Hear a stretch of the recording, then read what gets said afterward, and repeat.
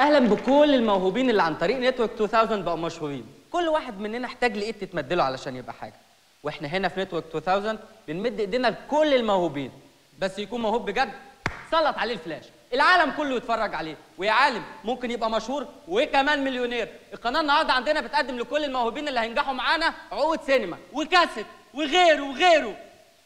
اول موهوبين معانا النهارده هي شيرين عادل. ازيك يا حبيبتي؟ الحمد لله. عندك كام سنه بقى؟ 12 سنة. 12 سنه، برافو. وغنيتي فين قبل كده يا حبيبتي؟ في البيت بس. ايه ده مش معقول. وهتغني لنا ايه النهارده؟ حيرت قلبي. ايه ده لصباح؟ لا لأم كلثوم. والله صح ام كلثوم. اتفضلي.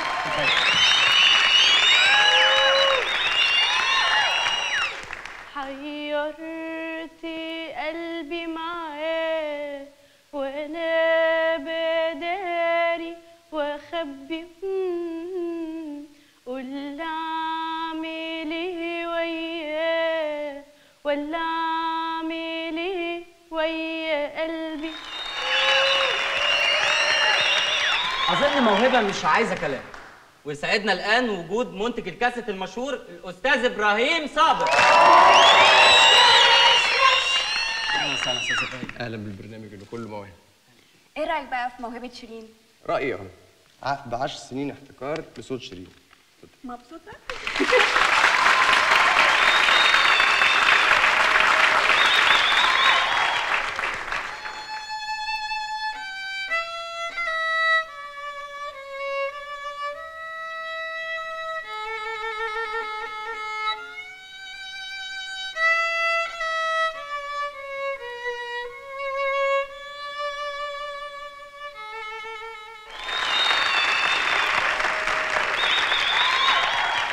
انتظرونا ولنا عودة.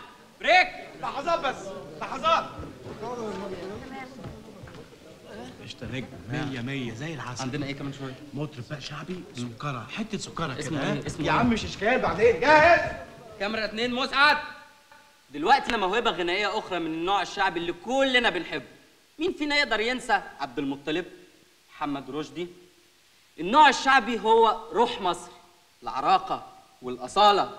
ومعانا الفنان الشعبي بلبل الشرابية سوسو أبو شامة.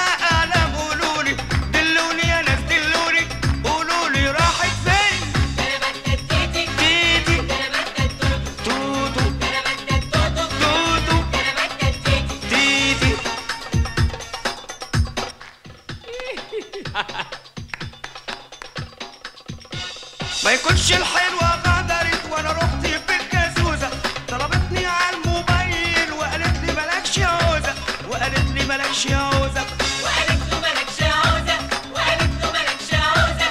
محتار يا ناس قولولي وانا هطلع من هدومي، مع اني واد كفاءة ما باكلش جبنة رومي، ما باكلش جبنة رومي، ما ياكلش جبنة رومي، ما ياكلش جبنة رومي.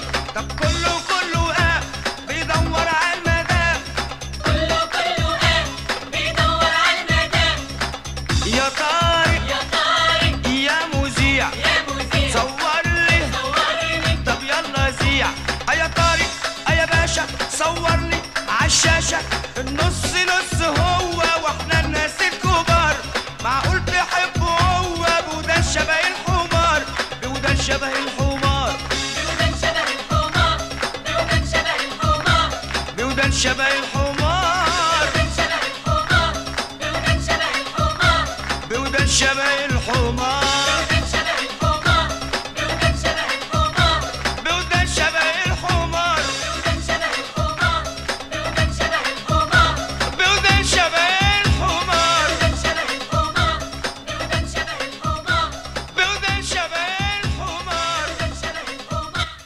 يا نهار اسود. انزلي بالفصل.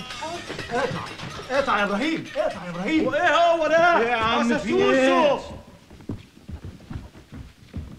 اتفضل. ايه يا باشا؟ لسه بدري على الاغنيه، انا لسه ما لقيتش المدام. لا كفايه لحد كده. يعني ايه كفايه لحد كده؟ يا استاذ سوسو، كلنا بنحبه وبنقدر الفن الشعبي، لكن اللي سيادتك غنيته ده ولا هو فن ولا هو شعبي. يعني ايه بومبا؟ طب انا دافع 1000 جنيه. طب تعالى يا لو سمحت. ايه ده لو سمحت؟ انتظرونا بعد الفاصل. احنا طبعا بنعتذر عن المستوى الفني الهابط اللي قدمه الاخ سوسو. نتورك 2000 مؤسسه كبيره، يجوز حد نصب عليه باسمها ولا حاجه، لكن احنا هنا متعودين ندي ما ناخدش. ويا اخ سوسو يا كروان الشرابيه، سيبك من المغنى وخليك في السباكه، محتاجالك.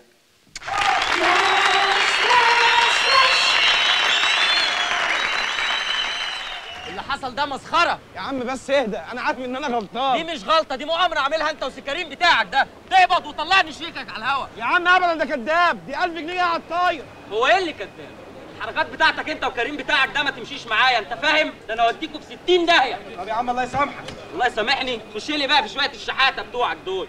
بقول لك ايه، روح قول لي كريم بتاعك ده انه مش هيعمل اعلان، ومحدش هيعمل اعلان غيري، وانا هو بقى والزمن طويل.